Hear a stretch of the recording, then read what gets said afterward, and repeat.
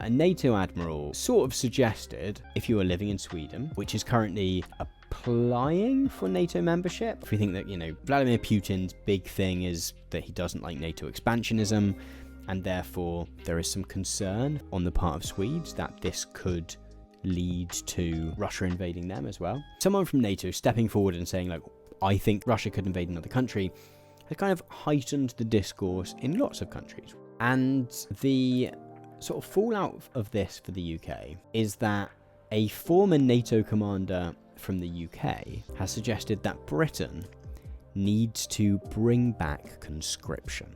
So Richard Sheriff has told Sky News that even if Russia is defeated in the war against Ukraine, it is going to remain determined to rebuild another empire, subjugate Ukraine, and then move on to other ex-Soviet countries, some of which would be NATO members. That, he suggested, could mean war with Russia. If Russia does invade another NATO member, then as a member of NATO, the UK would be implicated in that war. It'd be bound by the North Atlantic Treaty to, go and chip in and support to either defend those countries or defend itself. A little bit more of context to this. He said that it's time to think the unthinkable and consider introducing conscription to ready the country for a potential land war. He told Sky News, conscription to most professional soldiers is absolute anathema, by which I think he means that most professional soldiers are not particularly supportive of conscription. My assumption being that if you're actually a trained soldier,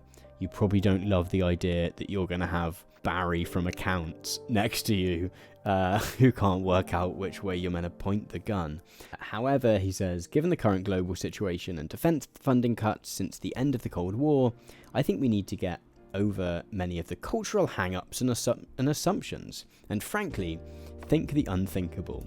I like the fact that sort of cultural hang-ups and assumptions is often the way we describe someone having old-fashioned views about things, right? Someone having traditional views, being a bit of a fuddy-duddy.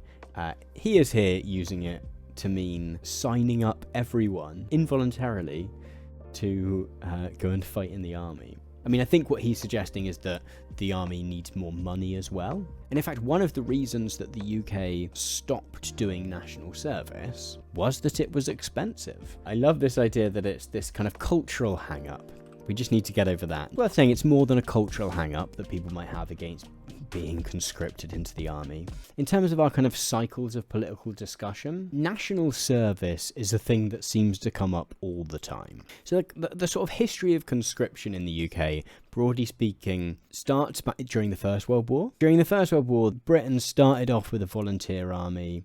It then tried to encourage people to sign up through shows and parades and rallies and such, and then eventually got to the point where that wasn't enough, and they needed more poor people to throw over the top and to charge at enemy guns, and ended up conscripting an army.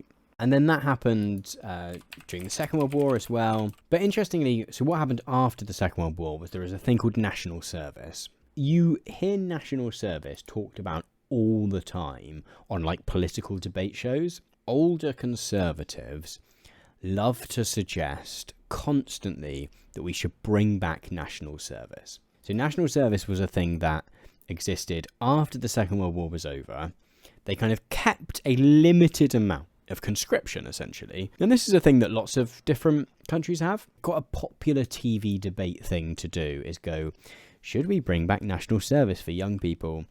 Often framed within a mode of a kind of a sort of patriotism, we're not patriotic enough anymore, and also framed within a young people are bad, but if we made them be in the army for 2 years, then maybe they would be great. There is a massive recruitment problem in the army, in the navy, in the RAF, and also in MI5 and MI6 as well. And part of it is just that these organizations aren't paying very well and aren't looking after the people that go and do these horrible jobs.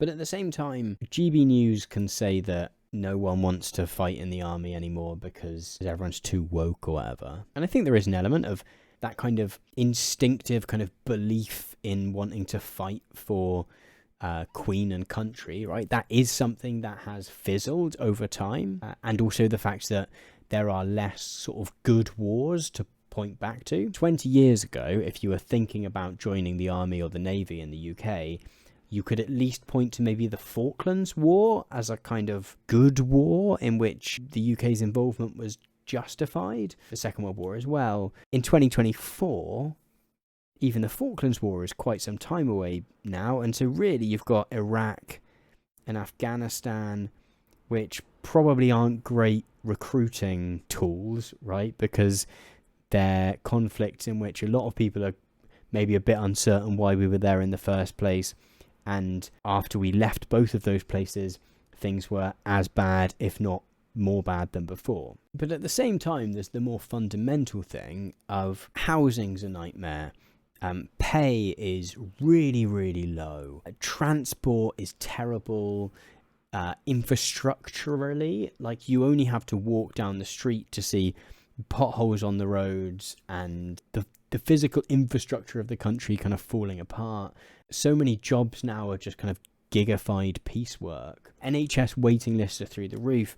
And if that is the stuff that the country at large is offering people, I don't think it's any surprise that people aren't super psyched to kind of go and fight for that.